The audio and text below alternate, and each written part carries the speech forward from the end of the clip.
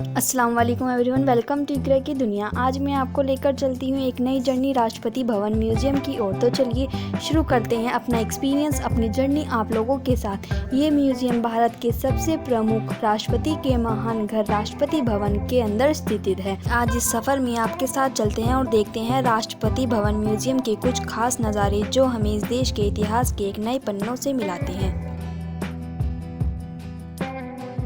ये राष्ट्रपति भवन 11 मूर्ति से आगे तलकटोरा स्टेडियम के अपोजिट, और हमने भी गेट नंबर 30 से एंट्री की है। लेकिन इसके 3 गेट हैं, gate number 30, gate number 35, gate number 37। आप तीनों को इस्तेमाल कर सकते हैं, तीनों एंट्री के लिए ही हैं। मैं आपको बताती हूँ म्यूज़ियम की टाइमिंग कैसे है। सुबह 9 बजे से शाम 4 बजे तक ये म्यूज़ियम खुला रहता है, लेकिन ये सिर्फ मंडे को क्लोज़ होता है। म्यूज़ियम के टिकट ऑनलाइन बुक होते हैं। एक पर्सन के 50 रुपये हैं। इसके 5 स्लॉट होते हैं, हर घंटे के इंटरवल पर होता है, जैसे कि 9 बजे से 10 बजे तक, 10 बजे से 11 बजे तक। इसी तरह टाइमिंग इसकी चलती रहती है। आपको जो टाइमिंग अच्छा लगे उसमें टिकट बुक कर सकते हैं। मैं आपको डिस्क्रिप्शन में एक लिंक दूंगी जिसमें आप अपने टिकट खुद बुक कर सकते हैं, और आपको टिकट बुक करके ही वहां पर जाना पड़ेगा। तो आप देख सकते हैं ये है मर्सिडीज बेंज। इस गाड़ी को म्यूज़ियम में रखा गया है ताकि लोग देख सकें कि कैसे भारत के राष्ट्रपतियों ने अपने दौर में इस तरह की स्पेसिफिक कार का इस्तेमाल किया था।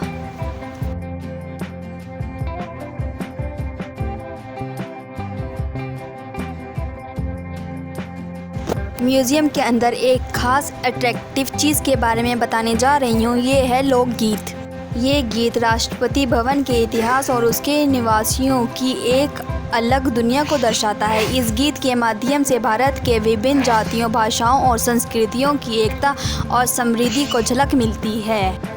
अब हम आगे जाकर देखते हैं। यहाँ पर ये टेबल बनाई गई हुई है, मुझे पता नहीं है इसके बारे में, ये आपको गाइड ही बता सकते हैं। देखने से तो मुझे ऐसा लग रहा है कि यहाँ पर मीटिंग हो रही है। यहाँ पर मौलाना अब्दुल कलाम आज़ाद बैठे हैं, डॉक्टर BR अम्बेडकर और जवाहरलाल नेहरू। तो हम चलते हैं अब आगे की ओर। हमें दिखती है ये किताब। इस किताब में दी गई जानकारी से हमें समझ मिलती है कि कैसे भारत के विकास और राष्ट्र की उन्नति में उनकी कितनी बड़ी भूमिका रही होगी।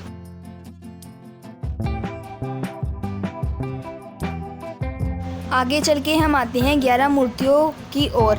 इस मूर्ति में गांधी जी की पीसफुल प्रोटेस्ट और भारत की यूनिटी को प्रदर्शित किया गया है। ये मूर्ति दांडी मार्च के समय की ऐसी समय की तस्वीर है जब भारत के लोग एकजुट होकर आज़ादी की लड़ाई में शामिल हुए।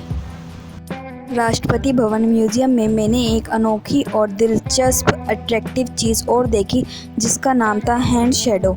वो बिल्कुल इतनी आर्टिस्ट और उंगलियों से बनाई गई थी जो अलग अलग प्रकार और अलग अलग संस्कृति को बनाती है। ये शो सिर्फ एंटरटेनमेंट के लिए नहीं है, ये एजुकेशन के लिए भी है। इन सब चीज़ों को देखकर मुझे हिस्ट्री याद आती है जो हमने स्कूल में पढ़ी थी, जैसे कि non cooperation movement. Gandhi ji की लीडरशिप में शुरू की गई नॉन कोऑपरेशन आंदोलन ने भारत के लोगों को ब्रिटिश सरकार से सहायता से इनकार करने और फ्रीडम के लिए संघर्ष करने के लिए प्रेरित किया। सिविल डिसओबीडियंस मूवमेंट में सोल्ड मार्च और सिविल डिसओबीडियंस आंदोलन ने नया उजाला भर दिया, जिसमें लोगों ने सत्याग्रह और फास्टिंग करके ब्रिटिश सरकार के खिलाफ आवाज़ उठाई।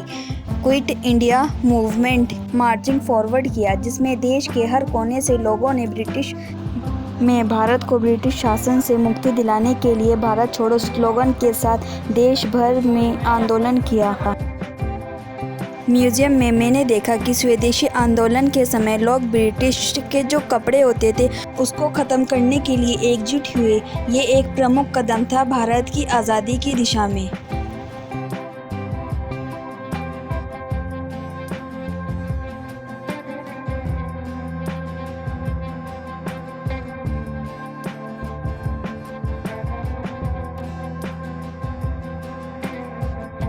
मैंने देखा कि म्यूज़ियम में आगे चलकर जितनी भी आर्ट बनी हुई थी वो बिल्कुल बहुत अच्छी तरीके से बनी हुई थी, बहुत अच्छी तरीके से डिस्क्राइब करी हुई थी। यहाँ पर मुझे एक डिस्प्ले देखने को मिलती है जहाँ पर सभी प्रेसिडेंट के नाम देखने को मिलते हैं। जो हमारे पहले प्रेसिडेंट थे उनका नाम है डॉक्टर राजेंद्र प्रसाद। अब आगे हमें इस डिस्प्ले में देखने को मिलते हैं अब जो प्रेसिडेंट बनी है उनका नाम है द्रौपदी मुर्मू। इमेज गैलरी में अब हमें देखने को मिलते हैं प्राइम मिनिस्टर। हमारे सबसे पहले प्राइम मिनिस्टर जवाहरलाल नेहरू हैं। अब तो आप सब जानते ही हैं, अब हमारे प्राइम मिनिस्टर नरेंद्र मोदी हैं। म्यूज़ियम में सारी चीज़ें हिस्ट्री से रिलेटेड ही थी, तो यहाँ पर ये डेमोक्रेसी के बारे में बताया गया है। ये पूरी बुक थी, ये मैंने इसको खोल के देखी थी, ये किस तरह की है। ये एक रेड कलर की पुरानी रेलगाड़ी है। ये कोच भारत की रेलगाड़ियों के पुराने समय की याद दिलाता है, जब यात्रा करने का एक प्रमुख साधन था। इस रेल कोच के डिज़ाइन और इंटीरियर से वाकिफ़ होने का एक अनुभव हमेशा यादगार रहेगा। अब आगे चलकर हम देखते हैं, ये राष्ट्रपति भवन का मॉडल बना हुआ है, जो कि एच शेप में है। एच शेप में इसलिए बनाया गया है क्योंकि एच से आता है हिंदुस्तान।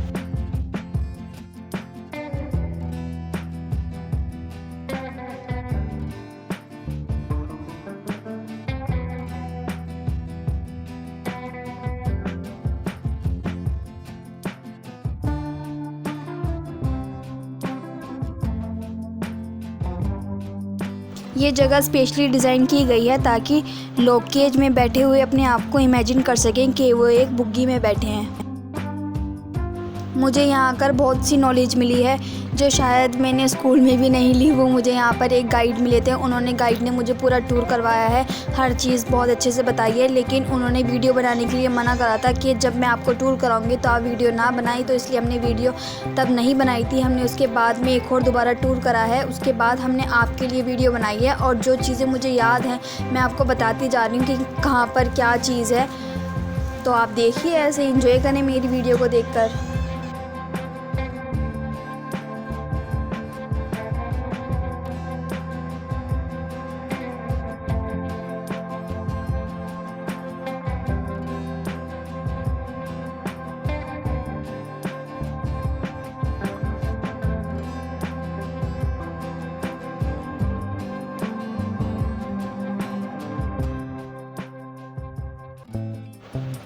अब हम जा रहे हैं लोअर ग्राउंड की तरफ।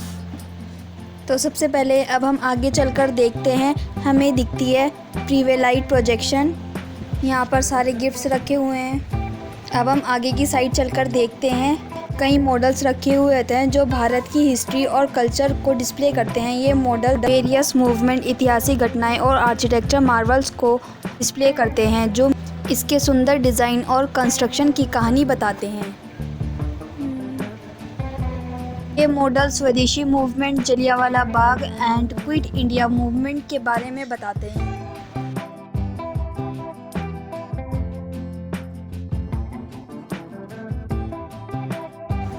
मॉडल्स के बाद हम देखते हैं एक खास सेक्शन जहां पर doctor S Radhakrishnan, doctor APJ Abdul Kalam जैसे राष्ट्रपति कॉस्ट्यूम और उनकी पर्सनल आइटम देख सकते हैं।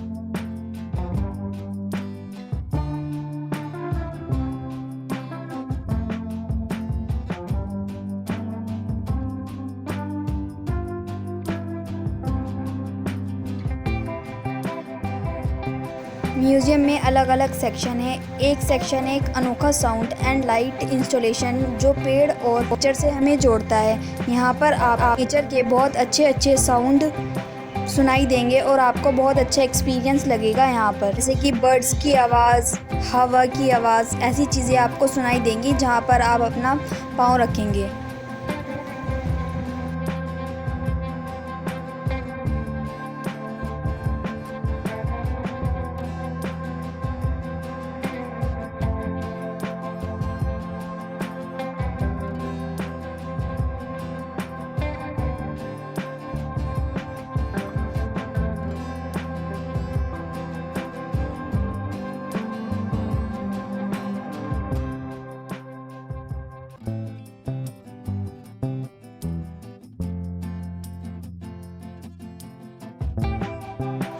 ये सेक्शन एक 3D प्रोजेक्शन है। इस सेक्शन में आपको ऐसा महसूस होगा कि गांधी जी आपके साथ चल रहे हैं और यहाँ ये एक्सपीरियंस आपका बहुत अच्छा रहेगा। प्लीज़ आप ये इंजॉय करें। और हमारे लिए ये थोड़ा सा फ़नी भी था क्योंकि सब लोग चल रहे थे तो गांधी जी को हमने पीछे ही छोड़ दिया था। अब आगे आप वीडियो में देखते रहिए हम क्या करेंगे इसमें। लोग बस चल रहे हैं और गांधी जी पीछे हो गए, तो ये बहुत फ़नी भी था। हमारे साथ ऐसे ही बने रहने के लिए शुक्रिया। सेकंड पार्ट हम बाद में डालेंगे, तो सेकंड पार्ट देखने के लिए video like share comment subscribe करना बिल्कुल ना भूलें। Bye bye.